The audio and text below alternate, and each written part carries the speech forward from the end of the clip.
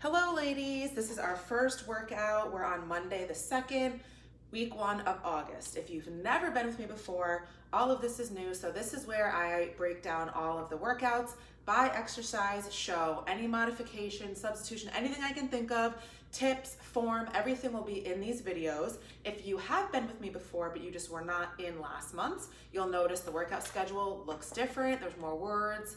I basically just tried to go through and make it where I don't have to explain the actual structure of the workout as much in these videos. You'll notice there's now a timers sheet attached to your workout schedule, so I don't have to explain the timer in these videos, although there is still a how to use the app in general timer video. And then you'll also notice I do the format of my videos a little bit different, so if you've been with me before, you can get through them a little bit quicker.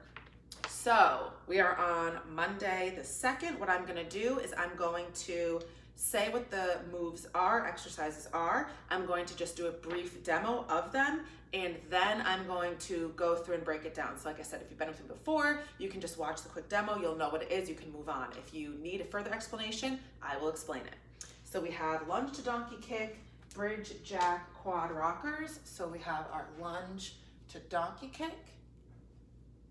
We have our bridge jack. And I'll show it from the side as well. So you're basically combining a bridge and a jack. And then we have our quad rockers.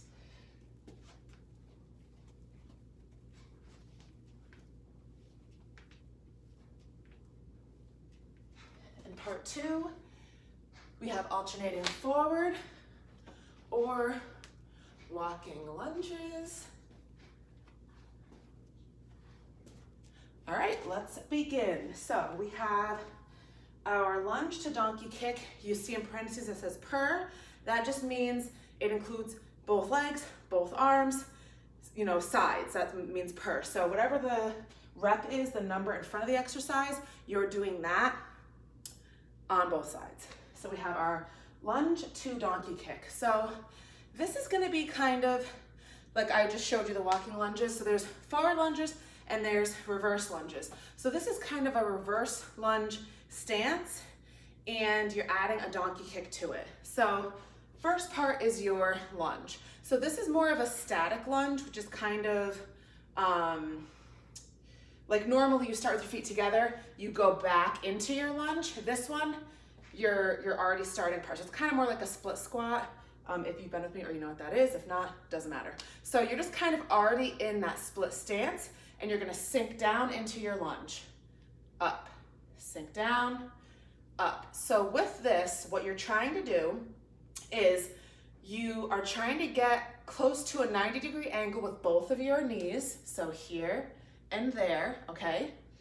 You're also making sure that your shoulders, your hips, and your toes are all pointing forward in the same direction, and you're making sure that your back is staying upright. So when you sink down, your back shouldn't be coming down.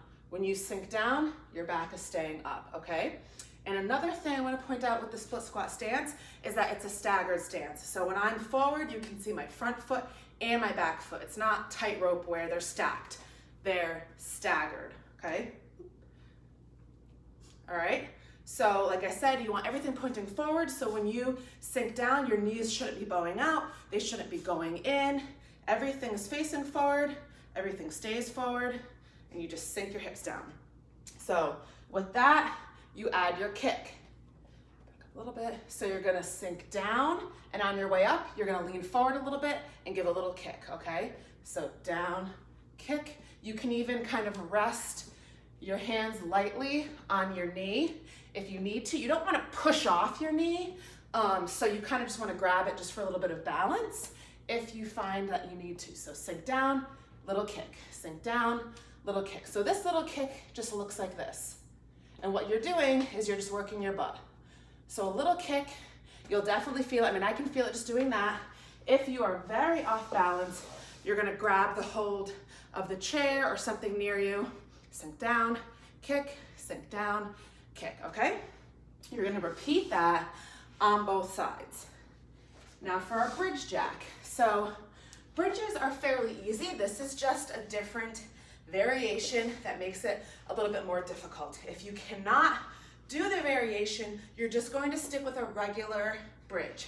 So your regular bridge, you're on your back, your knees are bent, your head is on the ground, and all you're doing is you're squeezing your butt cheeks, you're lifting your hips off the ground into a bridge, and then down.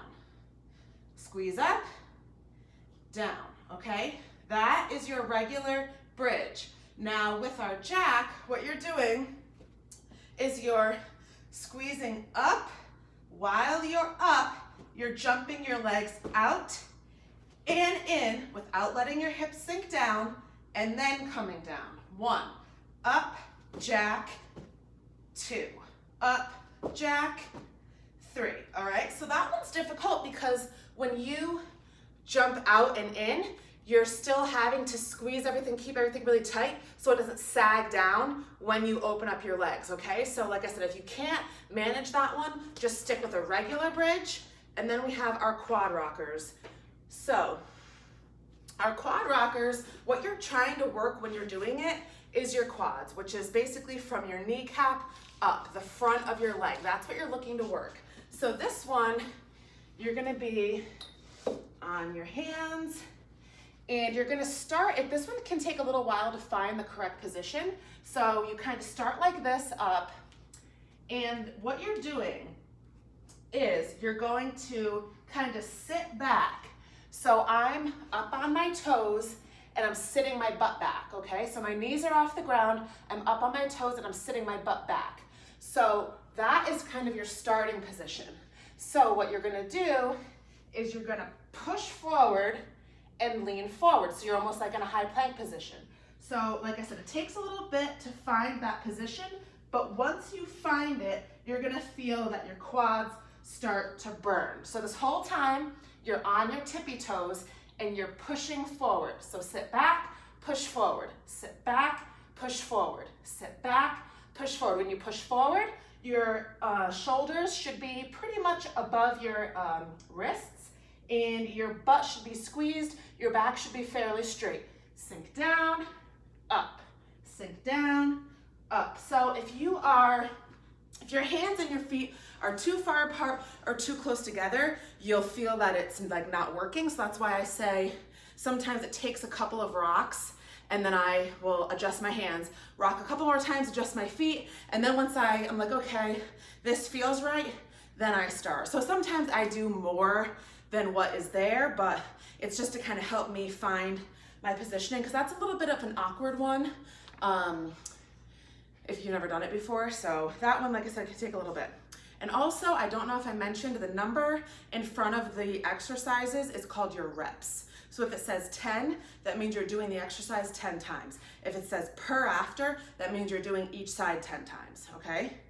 If it were to say total in parentheses, that means you're doing each side a total of 10 times, which would mean 5 per side.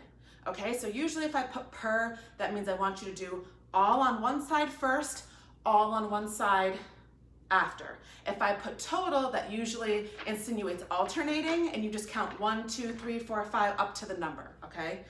And now our second portion, part 2, is the alternating or walking lunges. If you have the space to walk, you can do them walking. If you don't, you can do them in place. So that's why I put that.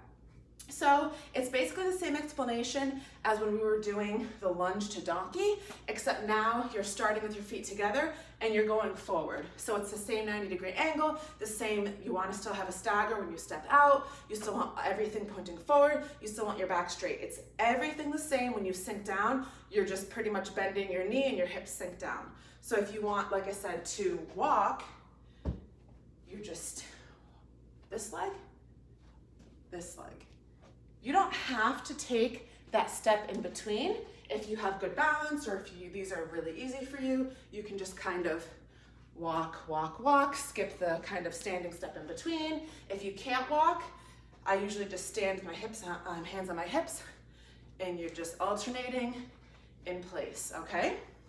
So like I said, if you can walk, it's up to you.